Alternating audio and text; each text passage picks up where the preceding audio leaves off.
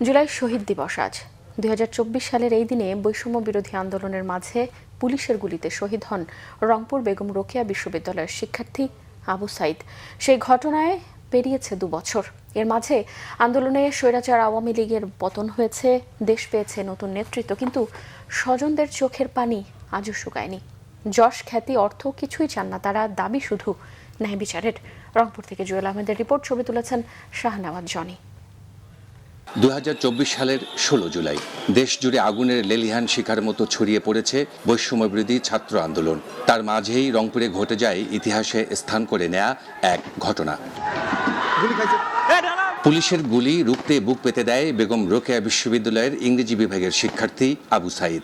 সাহসী এই তরুণের রক্ত ঝরার প্রতিবাদে গর্জে ওঠে শিক্ষার্থীরা। দেশ জুড়ে বেগবান হয় স্বৈরাচারী সরকারের পতনের দাবি।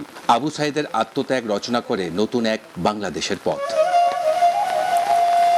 রংপুরের পার্কের মোড়ে আবু সাইদের বুলেটের সামনে বুক পেতে দেওয়ার যুগান্তকারী ঘটনা আলোড়ন তোলে বিশ্বজুড়ে। সেদিন অন্যায় আর বৈষম্যের বিরুদ্ধে দাঁড়িয়ে আবু সাইদ জীবন দিলেও তাকে হারানোর বেদনা আজও তাড়া করে পরিবারকে। তার মৃত্যুর পর পেরিয়েছে 2 বছর। ওই ছেলে না থাকাতে খুব দুর্বল, আর ছেলের জন্য অন্তরতে দুঃখ দূর হয় না, শোক সময় বেদনা করে।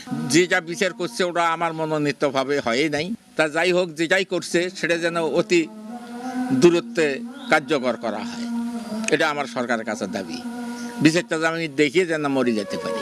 স্বজনরা জানিয়েছেন যশ, খ্যাতি, অর্থ, বিত্ত কিছুই চান না তারা, দাবি শুধু একটাই, আবু সাইদ হত্যার বিচার।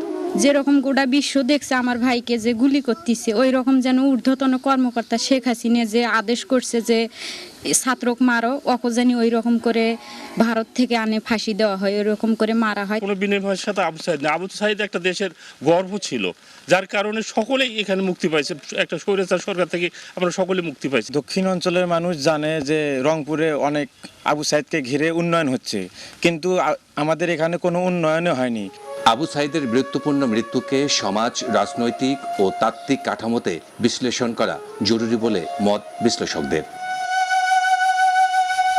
শহীদ আবু সাইদ শুধু একটি নাম নন, তিনি তারুণ্যের সাহস, প্রতিবাদ আর আত্মত্যাগের প্রতীক। তার রক্তে জেগে উঠেছিল স্বৈরাচারের বিরুদ্ধে প্রতিরোধ, যার ঢেউ ছড়িয়ে পড়েছিল সারা দেশে। সেই আন্দোলনের পথ ধরেই জন্ম নিয়েছে নতুন বাংলাদেশের প্রত্যাশা। তাই তার স্মৃতি, মর্যাদা ও আদর্শ সংরক্ষণ শুধু ইতিহাসের দায় নয়, ভবিষ্যৎ প্রজন্মেরও। জুয়েল আহমেদ, বাংলা ভিশন, পীরগঞ্জ, রংপুর।